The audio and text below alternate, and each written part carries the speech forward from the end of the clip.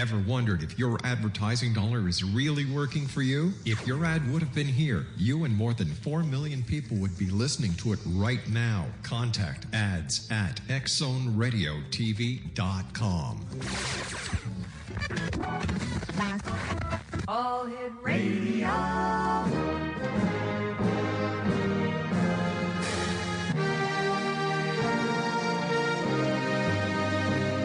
Welcome to the X Zone, a place where fact is fiction and fiction is reality.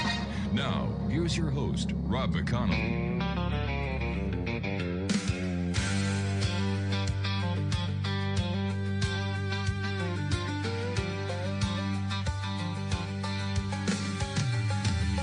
When the midnight hour's calling and the world has gone to sleep, there's a voice across the darkness, digging mysteries buried deep.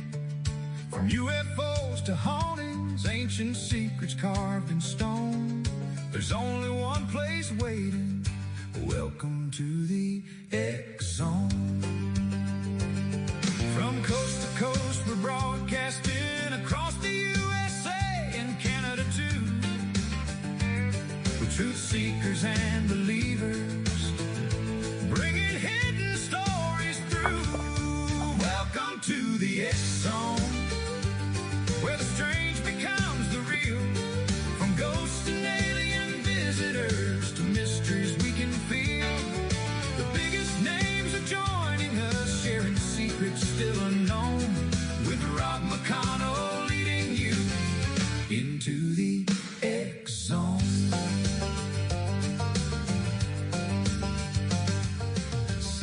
And good evening, everyone. Welcome back to the X Zone. I am Rob McConnell. For the next 2 hours, I'm your host and your guide as together we will cross the time-space continuum to this place that I call the X Zone. It's a place where people dare to believe and dare to be heard. It's a place where fact is fiction and fiction is reality.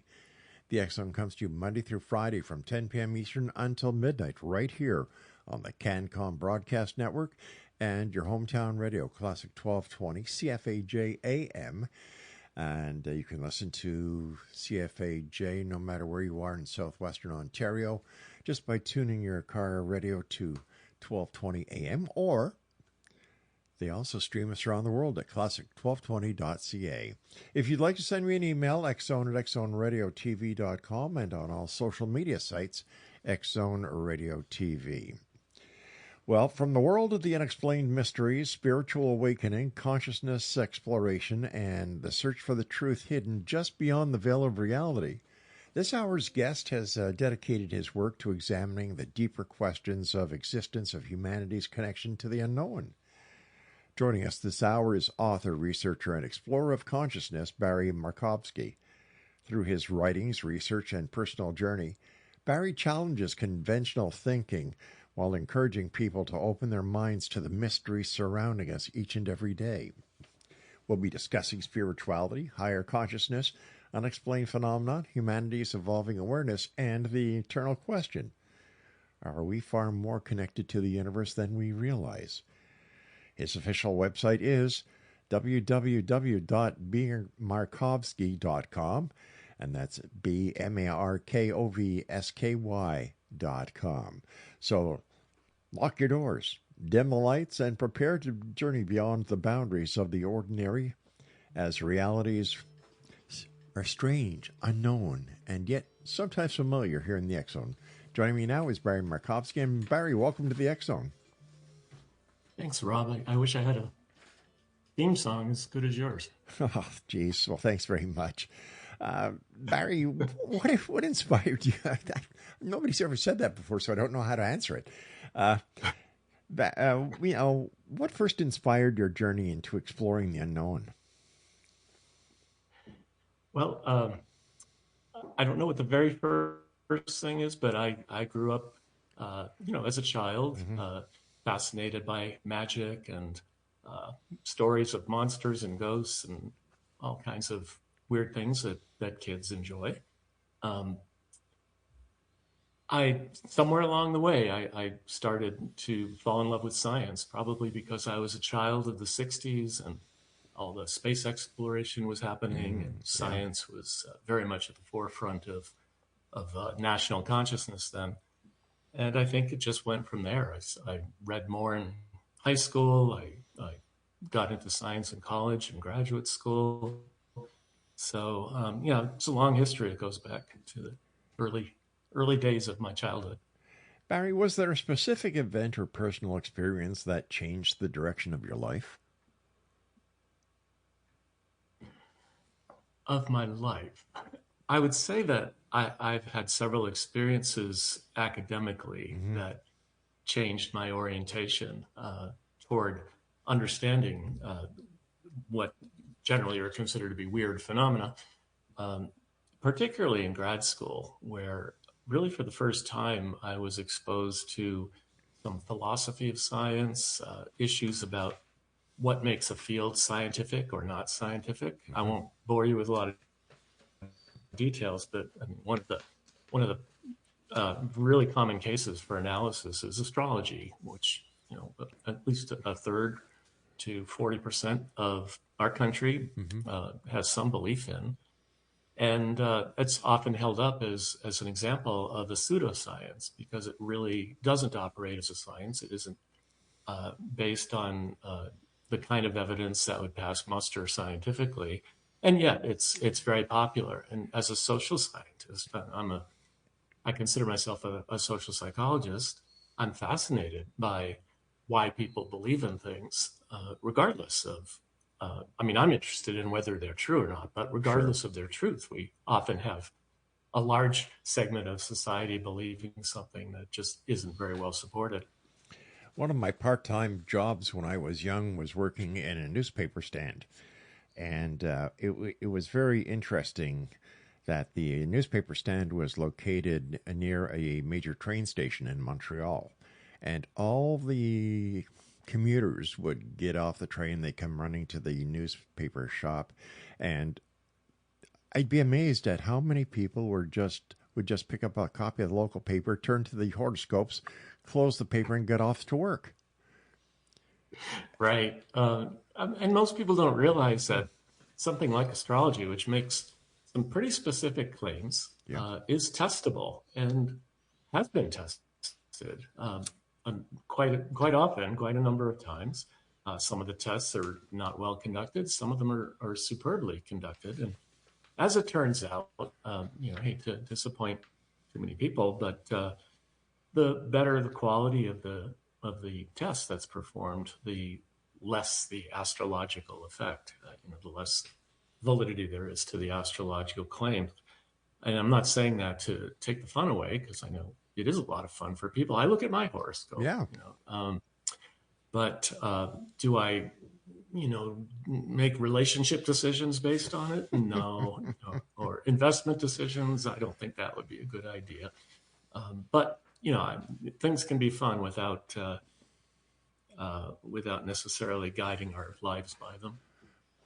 When it comes to the horoscopes, it's amazing how old astrology really is, the number of different branches of astrology there are, and how the ancients who came up with astrology actually knew the placement and the mathematics behind the planets.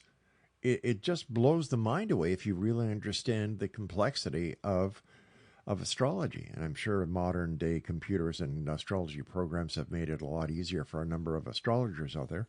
But it still blows my mind. How in the name of heavens did the ancients know where all these planets were, and how could they see them all? Like, come on, guys.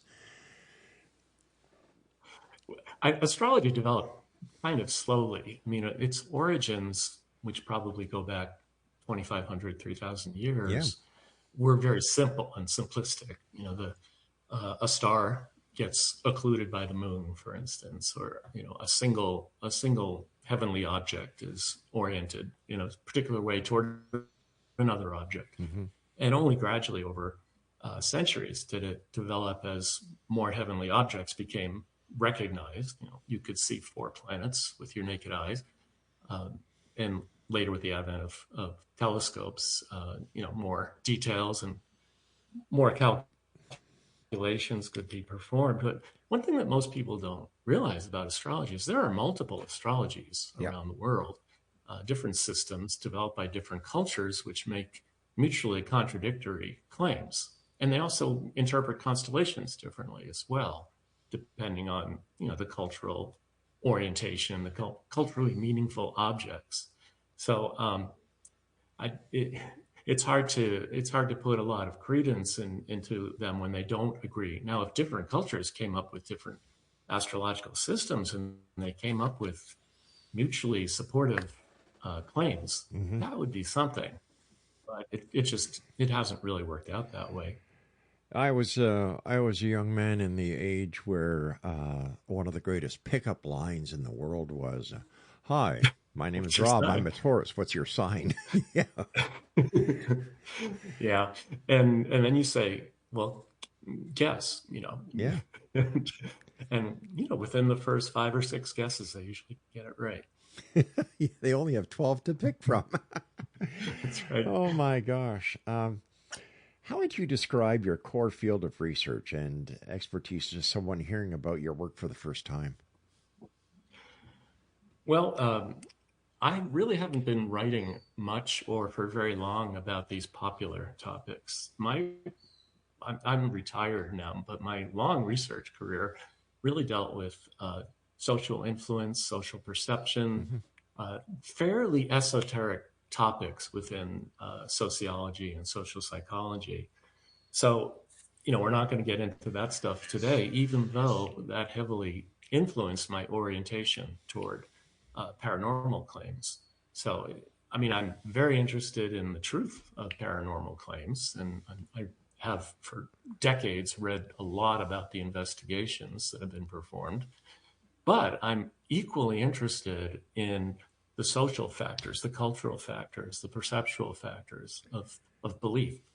And this is something that really, even if you read the skeptical literature, you don't read that much about social influences on perception, social influences on beliefs, how your family affects your perceptions and beliefs. You can use religious beliefs as an example, where we don't usually demand evidence for religious beliefs, but those beliefs don't come out of nowhere. They generally come from our authority figures, our parents, our siblings, our cousins, and so on.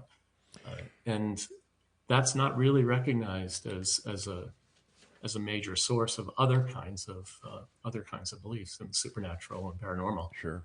Barry, stand by. You and I have to take our first break for this hour. And Exonation, if you'd like to find out more about my guest this hour, Barry Markovsky, it's www.BMarkovsky.com. This is the X Zone. I'm Rob McConnell, and Barry and I will be back on the other side of this break as we continue from our broadcast center and studios in St. Catharines, Ontario, Canada, on the CanCom Broadcast Network and your hometown radio, Classic 1220 CFAJ AM, streaming us at classic1220.ca. There's a voice across the darkness, digging mysteries buried deep. From UFOs to hauntings, ancient secrets carved in stone. There's only one place waiting. Welcome to the X Zone. From coast to coast, we're broadcasting across the USA and Canada too. With truth seekers and believers, bringing hidden stories through.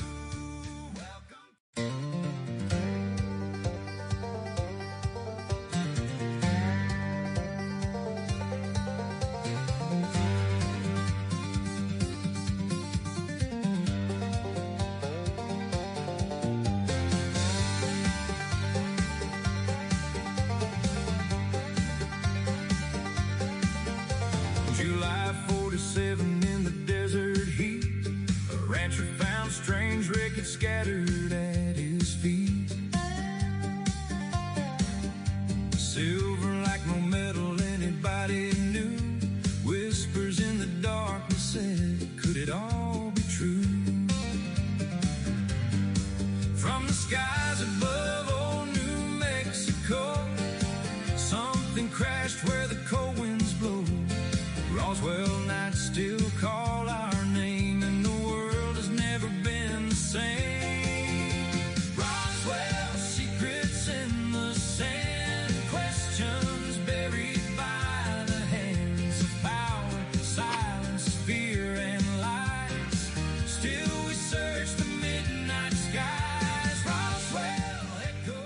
And welcome back, everyone. Barry Markovsky is our special guest. And Barry, in your opinion, why are more people today becoming interested in spirituality and metaphysical subjects? Is that true? More people than in the past? I'm not sure about Yeah, that, according to all the but surveys there's always okay. that we've read, yeah. I buy it. There's always been just in religious spirituality. We've had a pretty steady 90+% believers, and as far as surveys of paranormal beliefs, that's usually up around 92% as well. Uh, it actually varies over time with respect to the paranormal stuff. And that's to be expected. It varies according to what's popular in the media. Uh, it varies according to instability in society.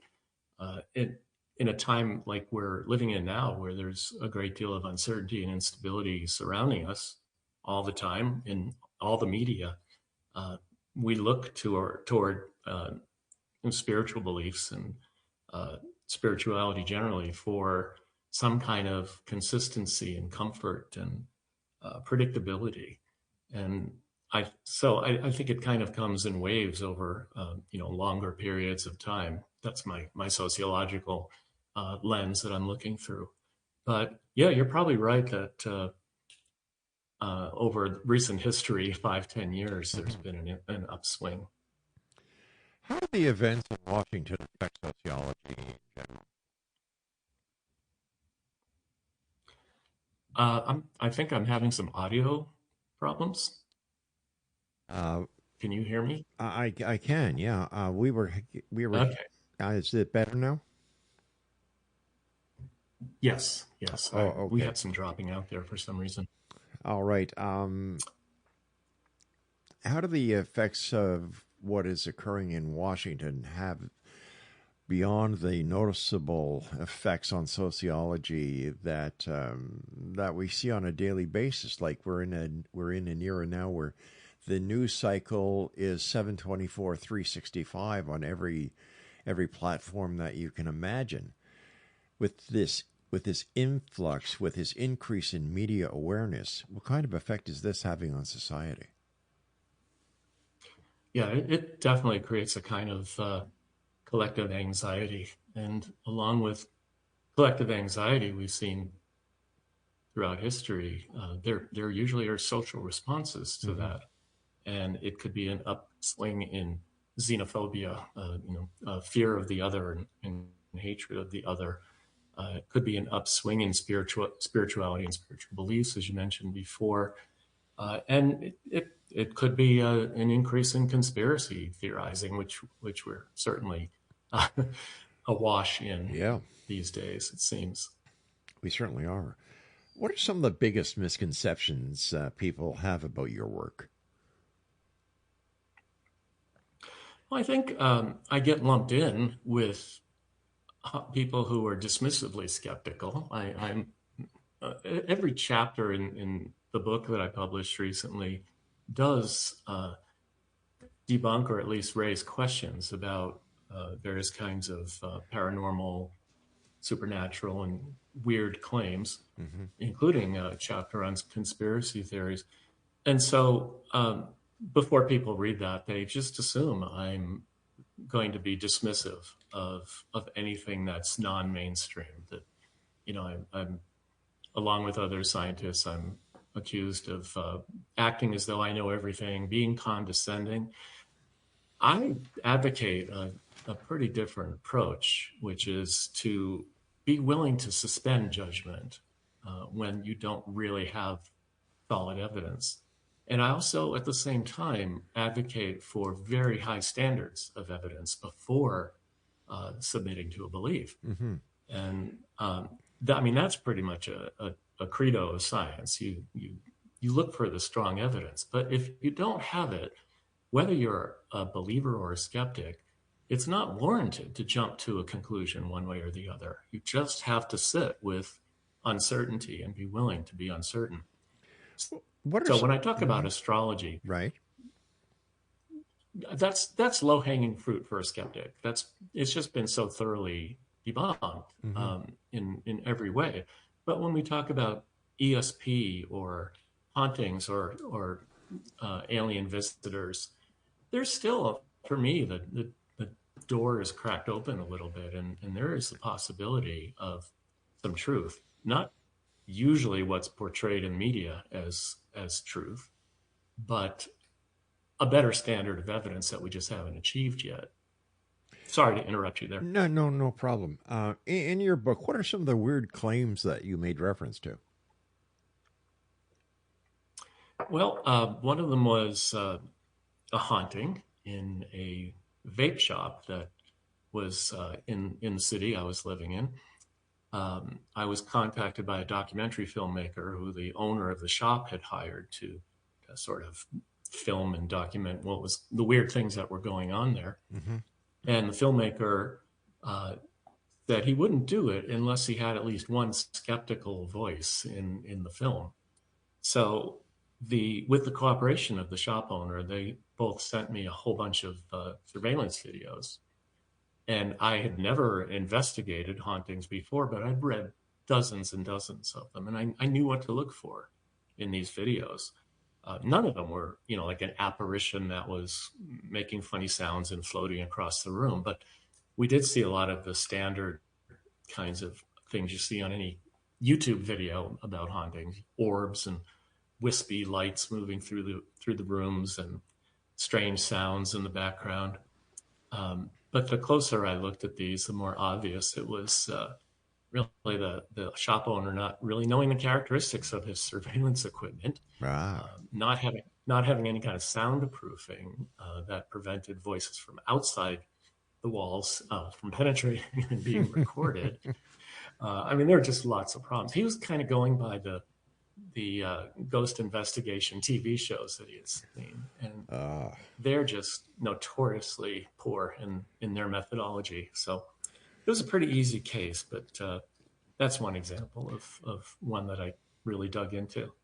Well, the TV productions are there to create viewers, and anybody who's ever done any serious investigating into the paranormal knows that you just can't. There's not enough time in any given TV show to play the entire footage to retain an audience. So, yes, they use magic, and anybody who watches these shows who takes it for verbatim and the God's truth, well, you're in for a rude awakening when the world of reality smacks you right between the eyes. What about EVPs, or electronic voice phenomena? Unfortunately,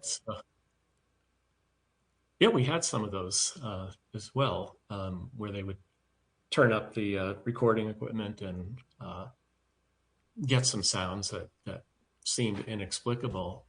There's a really interesting perceptual phenomenon associated with these, and I've not seen any that really didn't fall into this trap, which is once you're cued as to what you're supposed to hear in the EVP, which is almost always not very clear. Once you're cued and your expectations are set up of what you're supposed to hear, you hear it. If you're not cued and you're just asked, what did that sound say? What words did you hear there?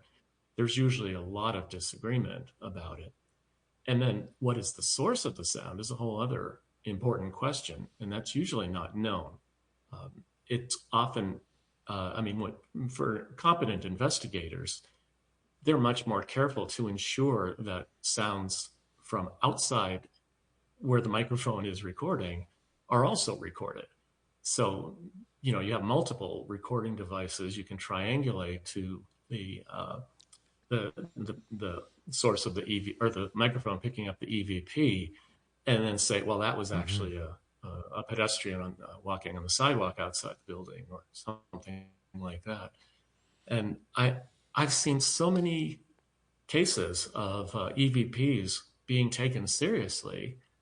Now, I haven't seen all the evidence, of course, and there's always going to be evidence that I've missed, but I have yet to see any EVP that really comes close. They can send shivers up my spine, but only when I'm led to the same expectations and perceptions as other viewers are. And I can participate in the creepiness of it. But otherwise, if you see a demonstration of EVP where you're not cued in advance what you can expect to hear, you won't hear it. There won't be agreement over the words that were said. And often those expectations are set up with a cool story or a legend that's associated with the location, and it just adds to the to the interest and the creepiness of it. Just like any ghost tour operator, they set up the scenario about what has happened, what has been seen, the history of the building. And for those who want to see and those who want to hear, that's exactly what happens. But if you go in there with an open mind, not knowing any of the story, the history, my gosh, if I had a dime for every ghost tour I've been on when I've heard nothing or seen nothing, I wouldn't have to work as many hours as I do. But, I go into these places and some of the operators, so what do you think? What did you hear? What did you see? Nothing. But I'm You're just a bad customer. Yeah, I am. And I want to believe. I really do want to believe, but I want to see the evidence. I want to know the facts. I want to know that what I'm hearing, what I'm seeing is real. And that's where I kind of differ from a lot of folks out there who've been doing the same job that I've been doing for 35 years. You and I have to take our break at the bottom of the hour. Barry, please stand by. And XO Nation, if you'd like to contact Barry, once again, his website is www.bmarkovsky.com. This is the X Zone. I am Rob McConnell. Barry and I will continue very shortly after this very brief message from our fine people that sponsor this show. And make sure that you can listen to me Monday through Friday from 10 p.m. until midnight, right here on the CanCom Broadcast Network and your hometown radio, Classic 1220 CFAJ AM. Don't go away.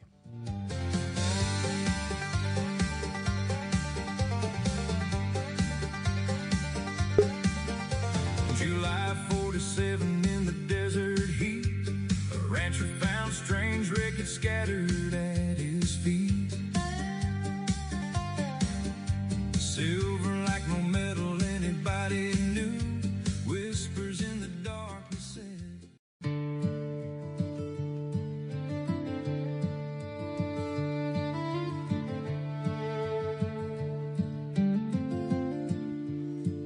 They say Mandela died in prison back in 1983. Yet history books keep telling us he lived to set men free. How could millions all remember a world that never was? That single strange collective memory started all the buzz. Now people talk of timelines, worlds colliding in the night, tiny cracks in human memory or dimensions out of sight.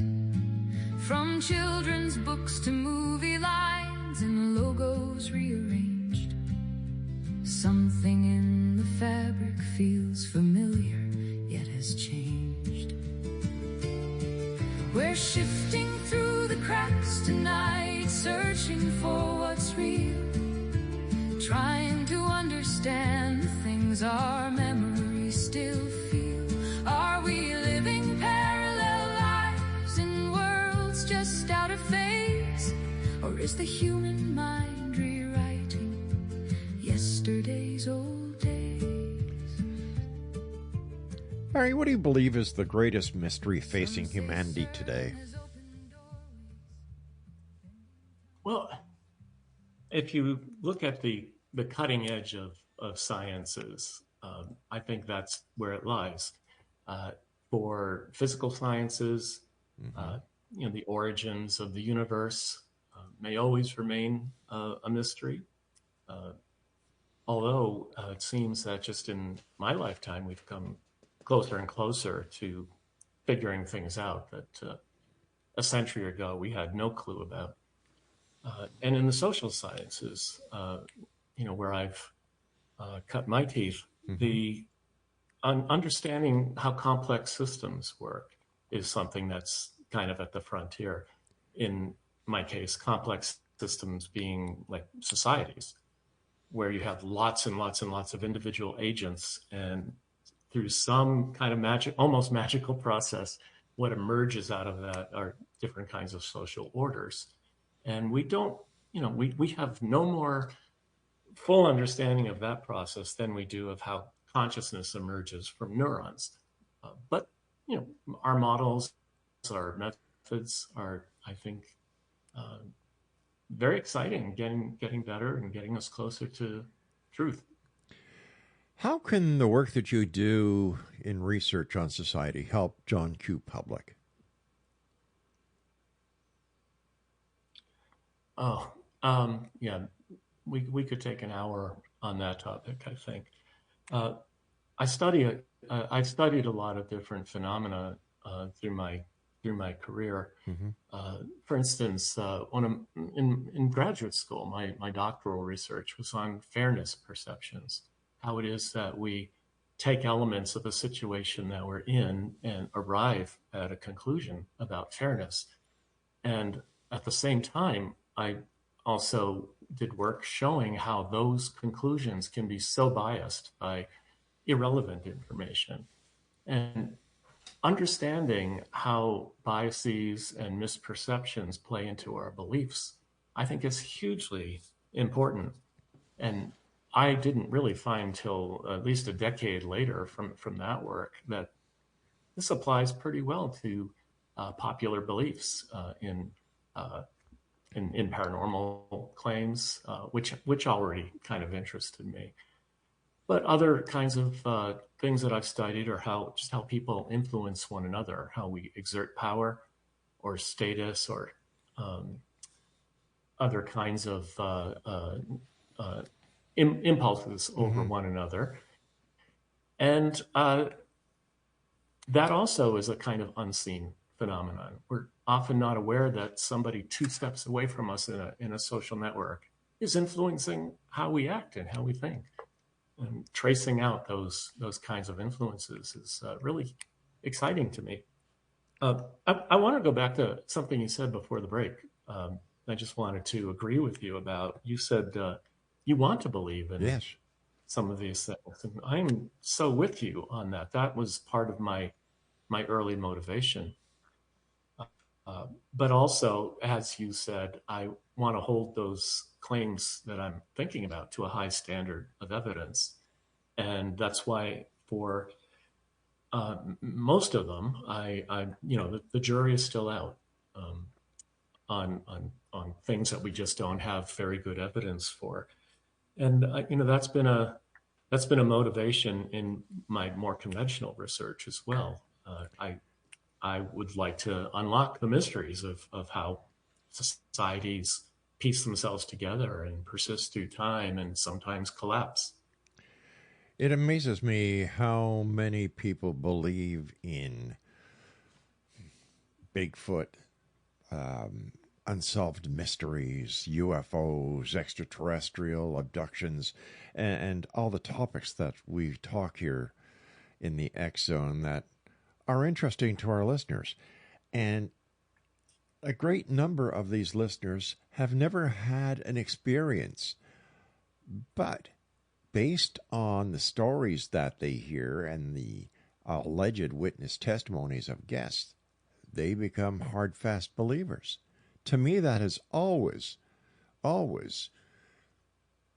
one of the greatest mysteries that I've ever come across. Like, why do you believe in something that is told to you that you have no proof or evidence really happened, and yet you're willing to say, oh my God, I believe aliens are here and are abducting people, or oh my God, disclosure is right around the corner?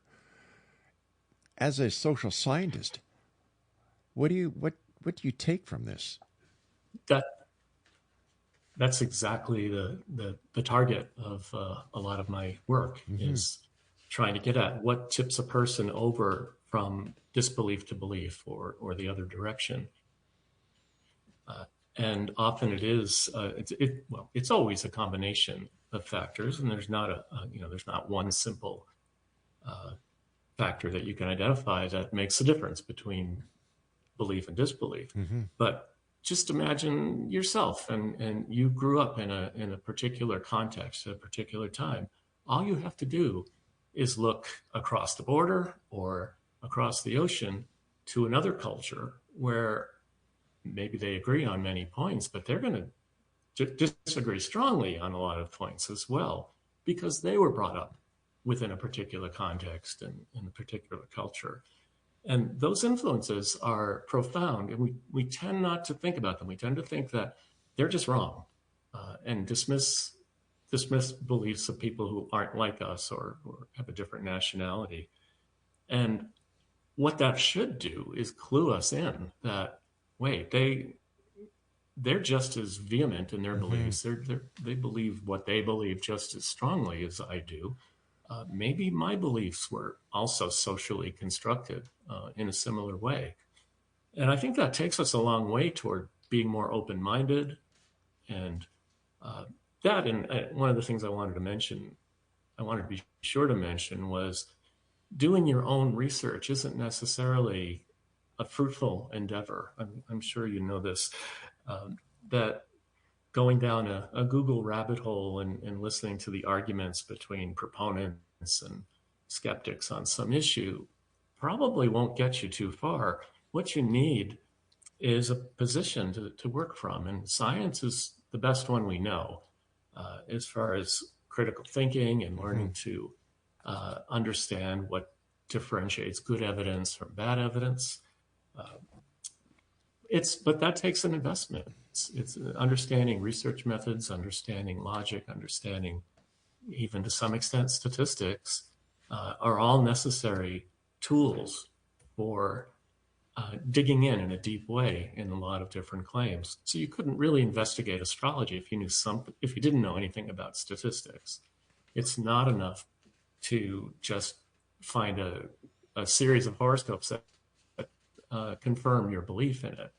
That's subjective validation. That's confirmation bias. Not a good scientific investigation. So we really need, if we want to objectively understand so many of these kinds of claims, we need a place to stand that prevents us from fooling ourselves. And Neil deGrasse Tyson had a great quote along those lines: "Science exists to help prevent us from believing something is true if it isn't, or believing something isn't true if it is." And I definitely subscribe to that. And yet, if you look, across the oceans to any continent on this planet, when it comes to UFOs, if it comes to Bigfoot, if it comes to hauntings or any other aspect of the paranormal, everybody agrees on them. And yet, cross the ocean to other places and there's a different religion. It seems that the paranormal is so believable because, number one, you can't prove it 9 times out of 10.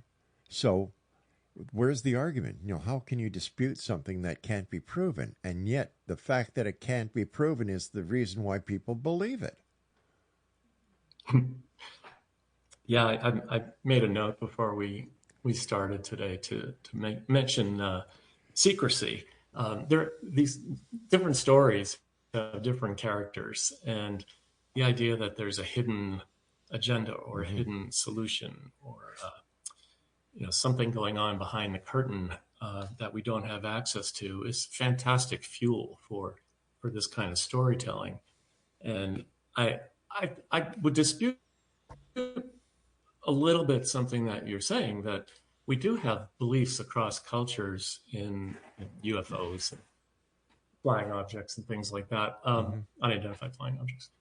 But they do vary culturally, which is really interesting. So if you look at different cultures' depictions of gods that have come down from the sky or aliens that have come down from spaceships or what have you, again, they kind of incorporate the cultural elements that are of the time and the place where Exactly. those depictions originated. Oh, I agree that in the past there are certainly cultural differences when it comes to UFOs and the stories about the ancient gods and the possibility that the ancient gods had some play in our evolution. I'm talking about since, let's say, the 1940s. When it comes to UFOs, when it comes to hauntings, when it comes to Bigfoot, alien abductions, everything is the same across the board. There seems to be something that binds whatever is said when it comes to UFOs and aliens that people believe in, whether you're in Brazil, whether you're in Mexico, whether you're in Ireland, whether you're in Canada or the United States. Those who believe in the same thing, the same shape. Where the aliens are from. You and I have to take a break. This is just mind-boggling. Why belief? In my opinion, belief is the strongest power in the universe. And if you believe in something strong enough, no matter hell or high water, you're not going to change your opinion. We'll be back as we wrap up this hour here in the X Zone with our guest this hour, Barry MARKOVSKY. Wow. Are you a believer or are you a skeptic? Send me an email, xzone@xzoneradiotv.com. I'm Rob McConnell. This is the X Zone on the CanCom Broadcast Network and streaming us on classic1220.ca. Don't go away. To set men free, how could millions all remember a world that never was, that single strange collective memory?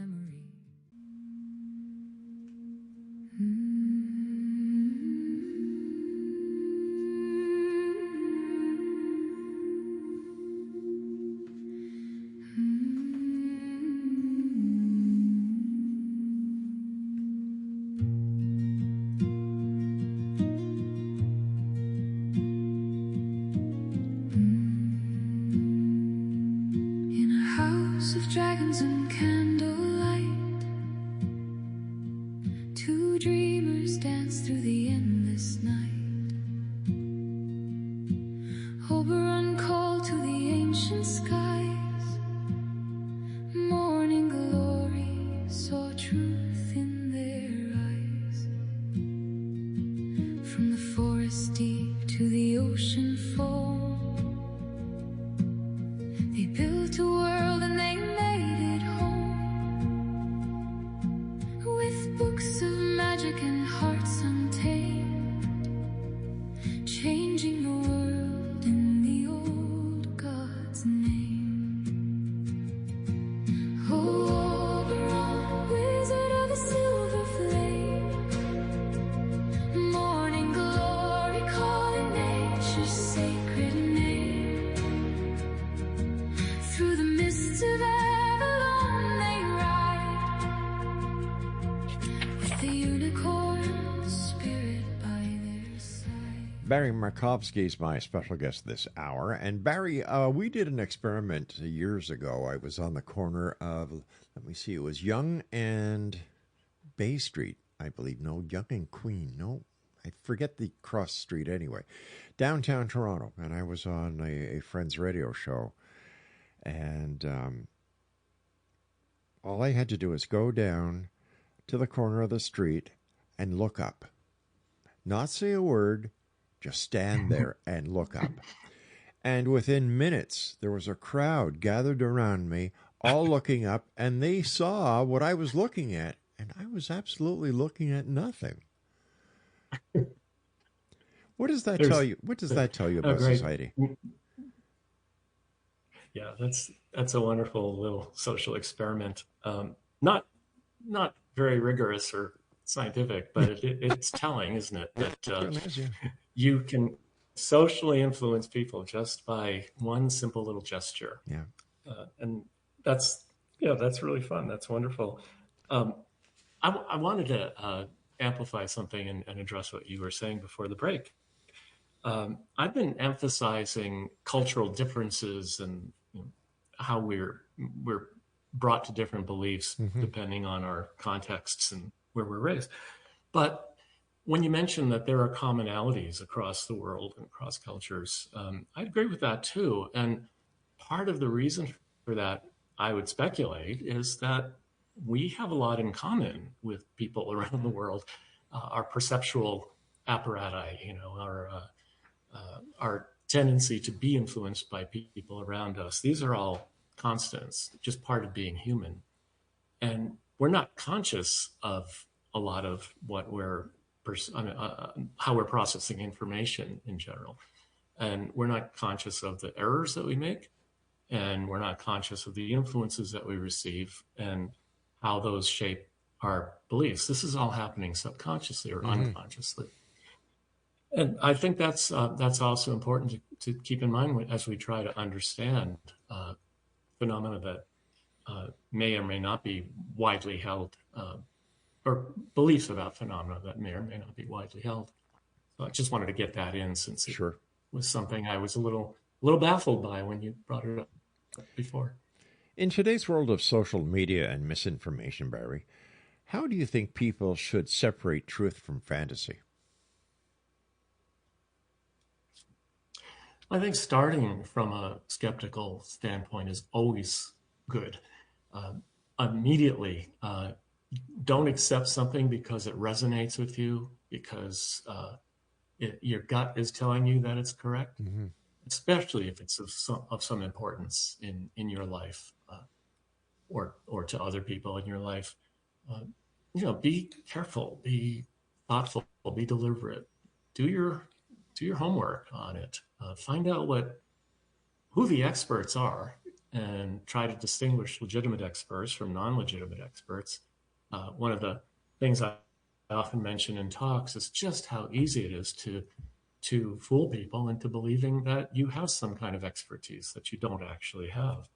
All you need is a few scientific sounding words, and there you have it.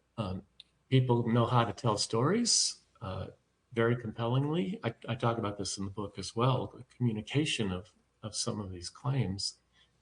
It goes through a process of what the communication specialists call sharpening and leveling. So when we retell a story, watch out for places where the storyteller may be sharpening some of the facts and amplifying them in a way that distorts them or exaggerates them. And watch out for leveling, where they're actually flattening or eliminating crucial information that may have provided a very simple explanation for the mystery that's being conveyed. So as a social scientist, Barry, why do you think humanity has always been fascinated by the unknown?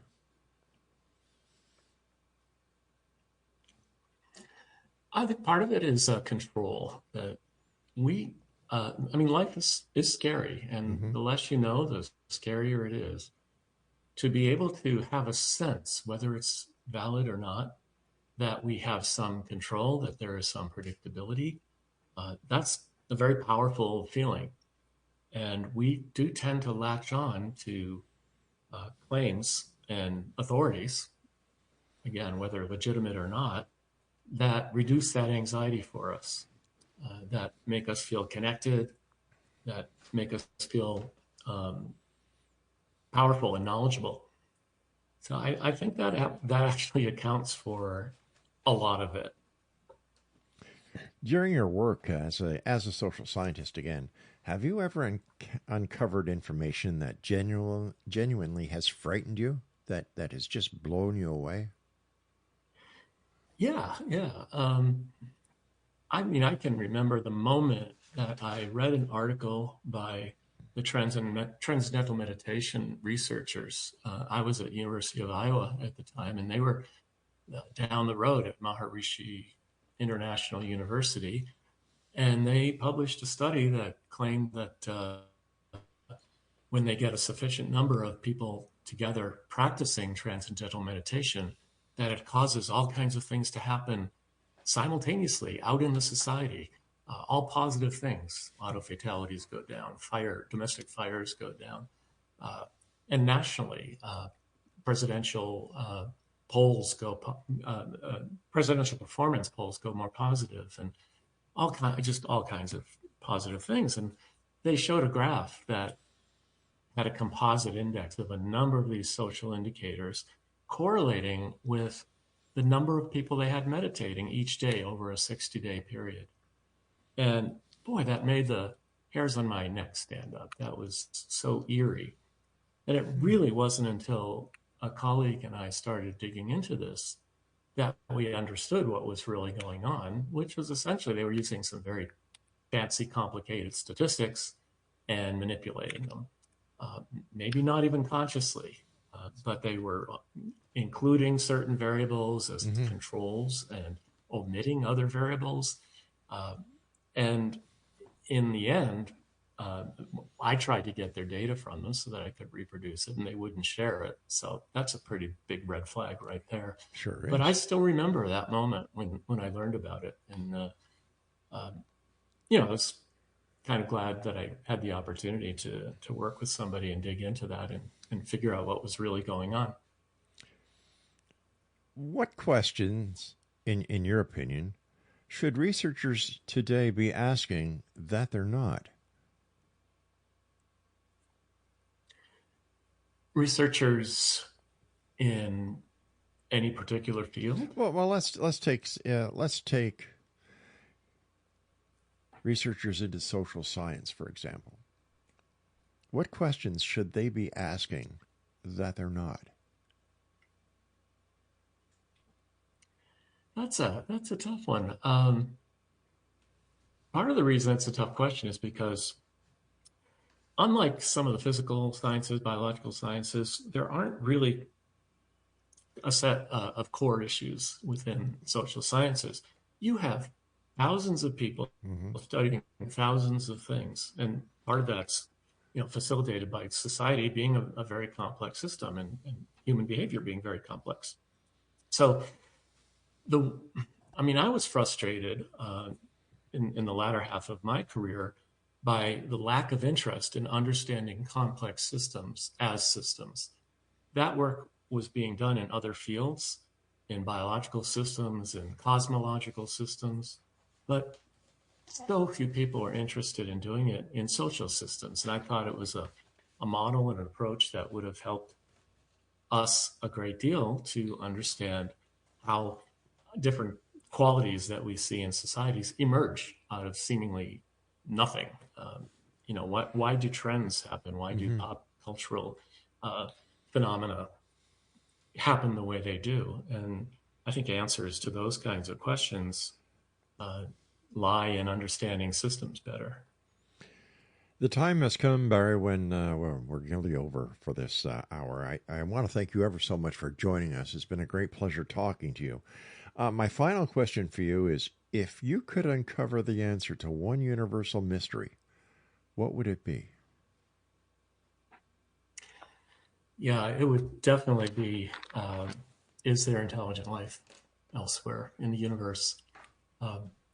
Partly because I believe, I would bet my life that there is, but I would also bet my life that we haven't had the evidence yet. Because I have high standards, a fuzzy image of a UFO on a video, just sorry, that doesn't convince me. But, Nor me. That's what I'd like to know. I agree with you. Do you remember the old Wendy's commercial where you had this little old lady saying, "Where's the beef?" Sure. My question is, to everybody out there, where's the beef or the evidence of the claim that you're making? Everybody talks about dead aliens. Nobody's really seen one. Everybody talks about UFOs. That all-inclusive proof of UFO existence doesn't exist. Everybody talks about the crash of Roswell. If there was all this debris scattered all over Brazel's farm, you couldn't tell me that nobody snuck a little piece, put it in their pocket? Come on. Show me the proof.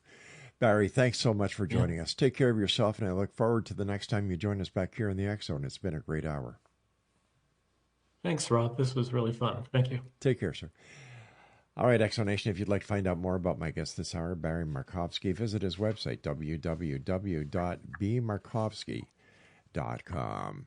This is the X Zone, a place where people dare to believe, dare to be heard, Monday through Friday from 10 p.m. Eastern until midnight, right here on the CanCom Broadcast Network and your hometown radio, Classic 1220 CFAJ AM, streaming us around the world on classic1220.ca.